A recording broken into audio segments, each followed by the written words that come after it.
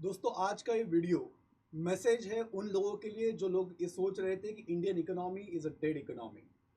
Few months back, American President Mr. Donald Trump commented that Indian economy is a dead economy, and his words were reiterated. In fact, they were just repeated by our leader of opposition. आप ये tweets में उनके words को देख सकते हो। Recent report दोस्तों यहाँ पे आई है CAIT की, जिसने कहा कि दिवाली के दौरान भारतीयों ने 6 ट्रिलियन रुपीस से ज़्यादा पैसा खर्च किया है। अमेरिकन अंडरस्टैंडिंग के लिए ये खर्चा जो है it is more than $77 billion, and this much amount was spent by Indians just during few days of Diwali festival. दोस्तों ये जो स्पेंडिंग है ये काफ़ी कुछ चीज़ें इकोनॉमी के बारे में कहती है। ये नंबर जो है काफ़ी कुछ स्टोरीज इंडियन इकोनॉमी के ग्रोथ के बारे में और ग्रोथ के प्रॉस्पेक्ट्स के बारे में बताते हैं। आज हमें इन्हीं स्टोरीज की, इन्हीं नंबर्स के भीतर छिपी हुई कुछ इंपॉर्टेंट एनालिसिस की हमें बात करनी है।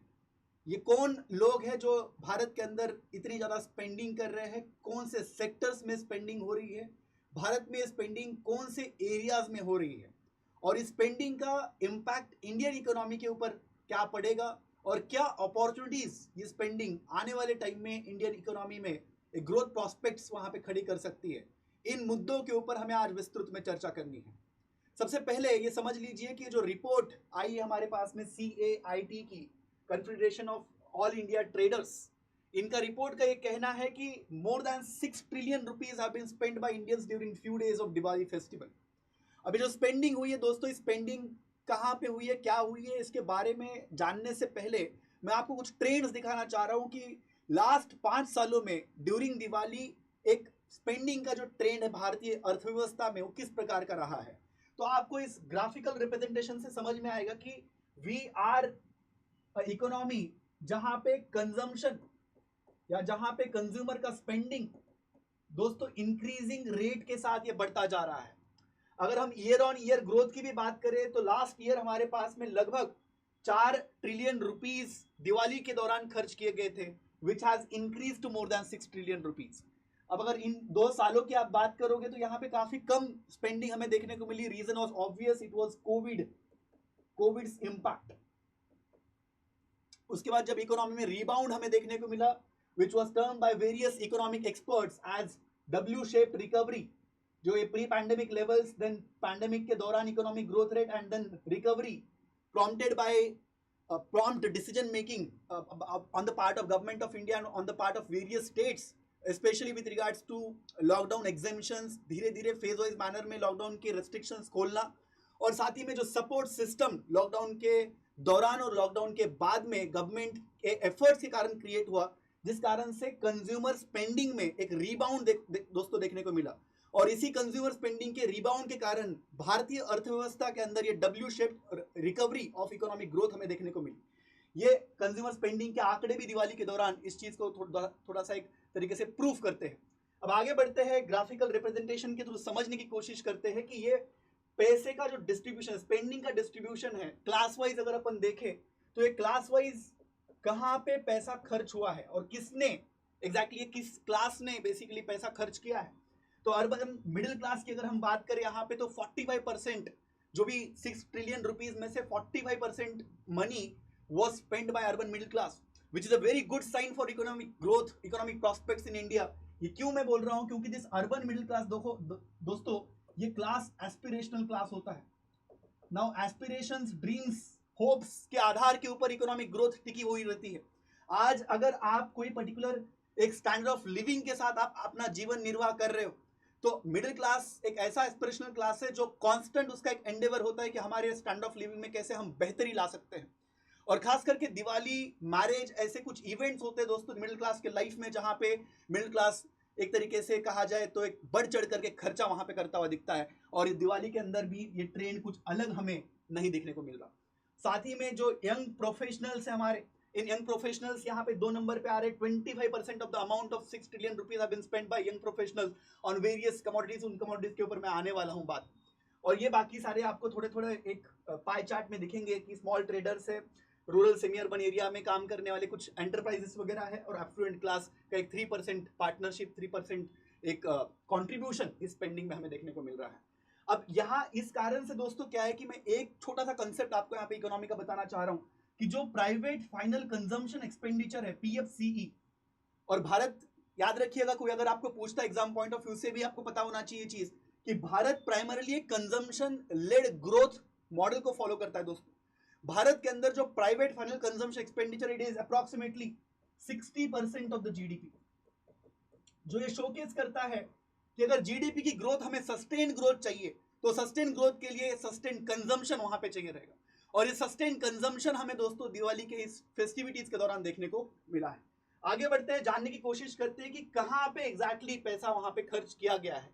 हमने ये जान तो लिया कि किसने पैसा स्पेंड किया है, अब ये पैसा कहां पे स्पेंड हुआ है। तो ये कुछ वहां पे पाई चार्ट में हम देख सकते हैं कि मेजर कैटेगरीज, इसमें हमारे फास्ट मूविंग कंज्यूमर गुड जो होते हैं एफएमसीजी, यहाँ पे जो छोटी मोटी आइटम्स वगैरह जो हम फेस्टिविटीज में खरीदते हैं, मिठाइयाँ वगैरह जो होती है, अलग अलग चीज़ें जो हम डेली लाइफ में कंज्यूम करते हैं, वो सारी चीज़ें यहाँ पे आती है दोस्तों।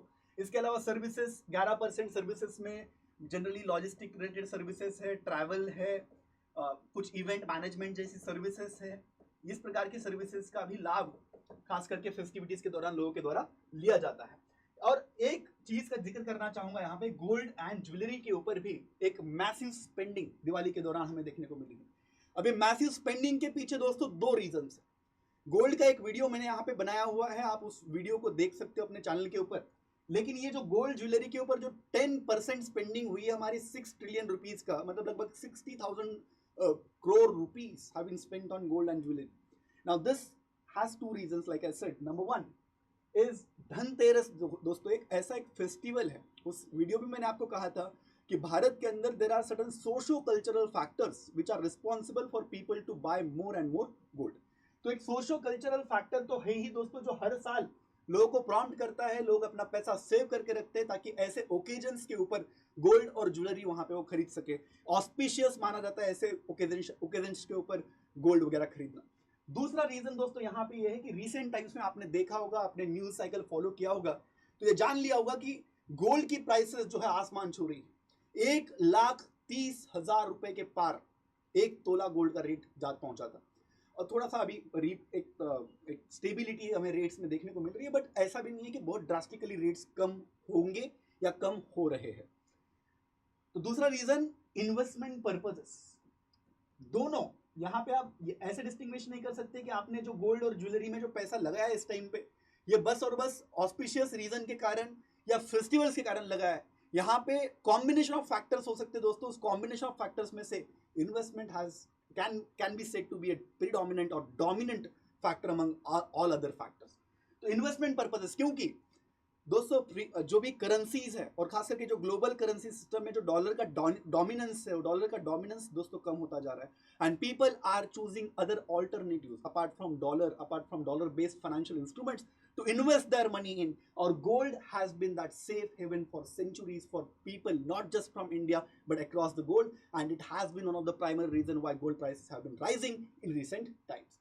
तो investment plus socio cultural factors, इस कारण से भी गोल्ड के अंदर स्पेंडिंग हमें देखने को मिली है। बाकी ये नॉर्मल ट्रेंड्स हमें हर बार फेस्टिविटीज में देखने को मिलते हैं कि स्वीट्स वगैरह हो गया, furniture, home decor, gift items, readymade garments वगैरह, टेक्सटाइल वगैरह के, इसमें अपन जो नए कपड़े दिवाली के दौरान वहां पे खरीदे जाते हैं। तो ये सारी चीजें दोस्तों जहां पे पैसा लोगों के द्वारा स्पेंड किया गया है। नाउ लेट्स अंडरस्टैंड कि जो पैसा है, ये पैसा एग्जैक्टली किन प्लेटफॉर्म्स पे, कहां पे, कौन से मार्केट्स में पैसा लोगों के द्वारा स्पेंड किया गया है। तो डोमिनेंस यहाँ पे दोस्तों एक थोड़ा सा चौंकाने वाला फैक्ट वहां पे समझ में आ सकता है आपकी कि ट्रेडिशनल रिटेल मार्केट जो है हमारे, जहां पे लोग घरों के बाहर आकर के फैमिलीज के साथ में ट्रेडिशनल रिटेल मार्केट्स में, जहां पे जो हमारी जो ब्रिक एंड मोटर वाली शॉप्स है, जो हमारी माइक्रो स्मॉल मीडियम एंटरप्राइजेस है, वहां से लोग गुड्स वहां पे खरीदते हुए दिखे हैं। And which is a very good sign specially for the growth of our micro small medium enterprises. और साथ ही में ई कॉमर्स, ये ई कॉमर्स में जो 15% स्पेंडिंग है दोस्तों, it is primarily done by the generation which is popularly called as Gen Zs, millennials. इनके द्वारा जो स्पेंडिंग है, इस मोड को जनरली प्रेफर किया जाता है because of digital penetration, digital proliferation, and basically the choices and the ease which basically digital platforms give to the newer young generation। इस कारण से इनका प्रेफरेंस जो है ऐसे प्लेटफॉर्म्स के प्रति हमें देखने को मिलता है, बट इट इज नॉनदलेस 15%। इसके अलावा एक और एनालिसिस आपके लिए कि कहाँ पे, मतलब क्या हम इंपोर्टेड गुड्स, फॉरेन गुड्स को प्रेफर कर रहे हैं या फिर हम वोकल हो गए हैं दोस्तों लोकल के लिए। तो आप यहाँ पे देख सकते हो इंडियन मैन्युफैक्चर्ड प्रोड्यूसर्स, यहाँ से हमने 87% वहां पे स्पेंडिंग यहाँ पे सोर्स्ड है हमारी, या फिर कह सकते हो यहाँ पे फोकस्ड है कि 6 ट्रिलियन रुपीज में से 87% जो है हमने प्रोडक्ट एक तरीके से लोकल प्रोडक्ट्स खरीदे हैं, which is basically an impetus for vocal for local. और दोस्तों ये वोकल फॉर लोकल का जो नारा सरकार के द्वारा दिया गया, जो कैंपेन सरकार के द्वारा चलाई गई, जिस कारण से हम बेसिकली भारत को एक मैन्युफैक्चरिंग हब बनाने के दिशा में अग्रसर होते जा रहे हैं।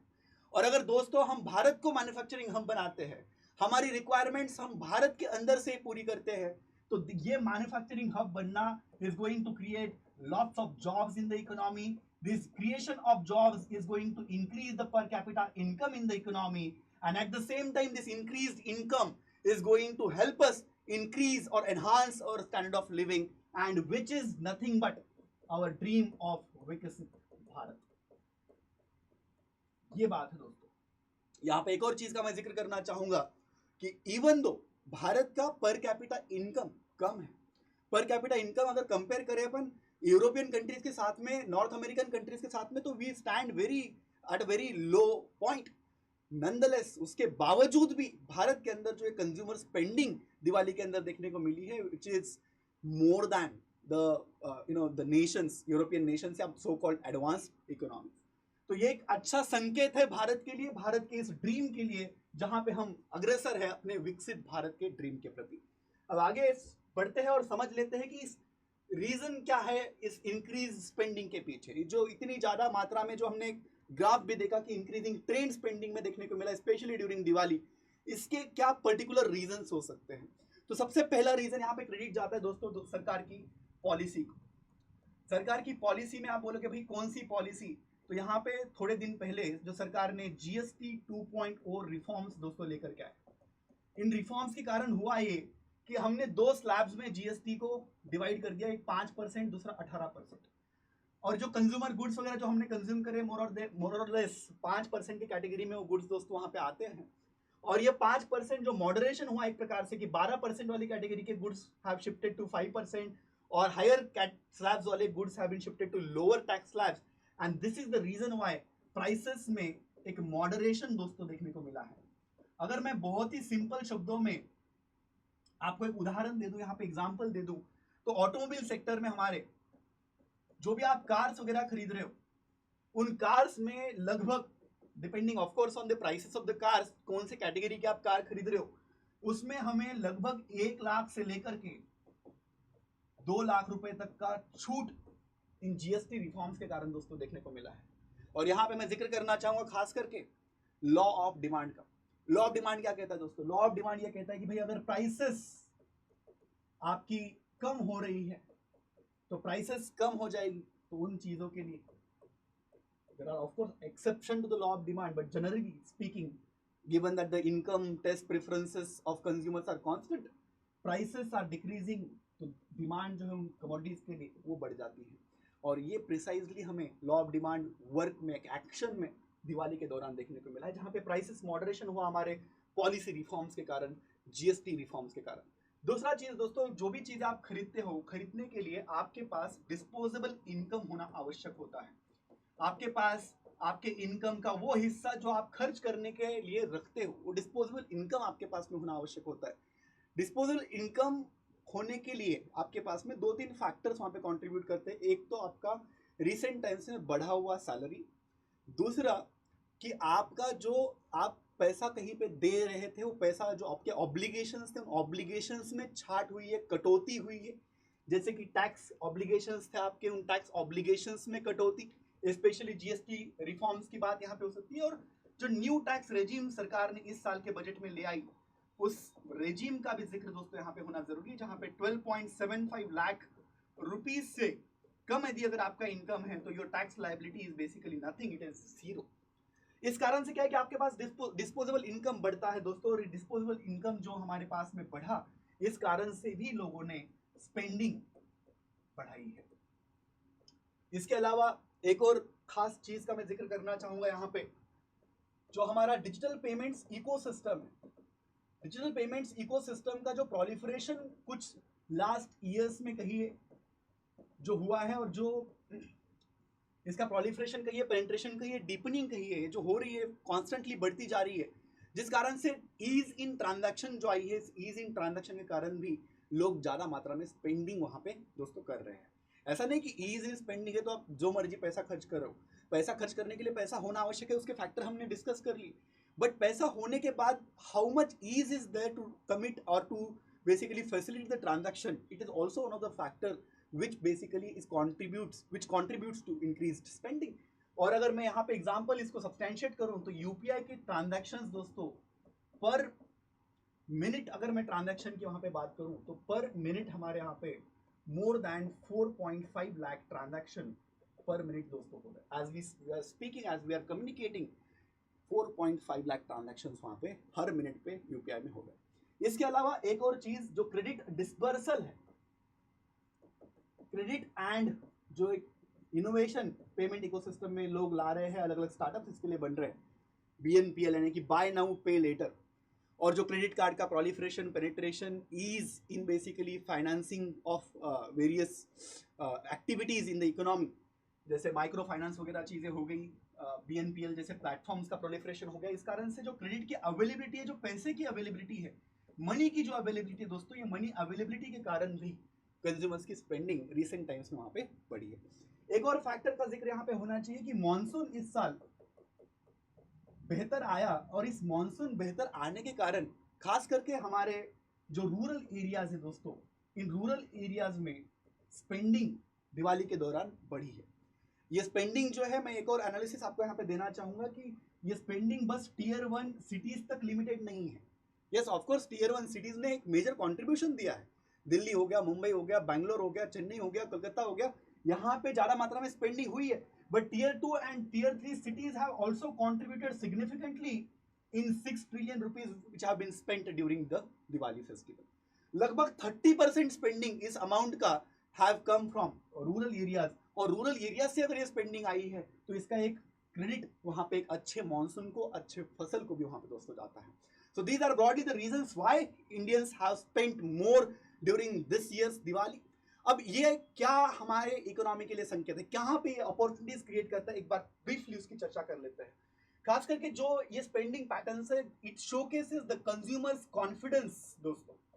और कंज्यूमर का जो कॉन्फिडेंस है, आप स्पेंड कर रहे हो मतलब you know for a fact that okay I will be having a disposable income in coming months. ये कॉन्फिडेंस आपको इकोनॉमी के ऊपर होता है। जब ये कंज्यूमर को कॉन्फिडेंस है तो इन्वेस्टर के लिए भी ये एक अच्छा संकेत वहां पे दोस्तों हो सकता है कि इतना स्पेंडिंग अगर वहां पे हो रहा है तो why should we not invest in basically FMCG market, why should we not invest in fintech market, why should we not invest in digital infrastructure.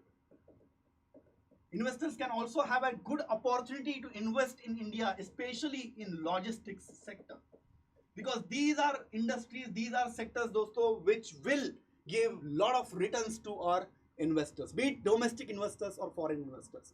And because of such increased, if such investment increases in the economy and if this spending continues, अभी क्योंकि दिवाली खत्म हुई है, अभी marriage season आएगा, उस marriage season में भी भारत के अंदर काफी ज्यादा मात्रा में स्पेंडिंग होती है। अगर ये सारी चीजें वहां पे दोस्तों चलती रहती है तो it is good for India's economic growth prospects. और जो इंटरनेशनल इंस्टीट्यूशंस है which are basically dominated by the west, ये चीजें वहां पे ट्रंप ने, उनकी रेजिम ने समझने की आवश्यकता है कि यही इंस्टीट्यूशंस जहां पे इन्हीं कंट्रीज का, उनके ही कंट्रीज का डोमिनेंस है, दबदबा है, बोलबाला है, वही इंस्टीट्यूशंस का मानना ये है कि India is well positioned, well poised, Indian economy is well poised to grow at more than 6.5% year on year basis। तो ये एक अच्छे संकेत दोस्तों इंडियन इकोनॉमी के लिए वहां पे हो सकते हैं। आपको इस स्पेंडिंग के बारे में क्या लगता है, कौन से चीज़ों के ऊपर आपने स्पेंडिंग करी, इसका आप कमेंट में मुझे ज़रूर बताइएगा। बहुत बहुत धन्यवाद, थैंक यू।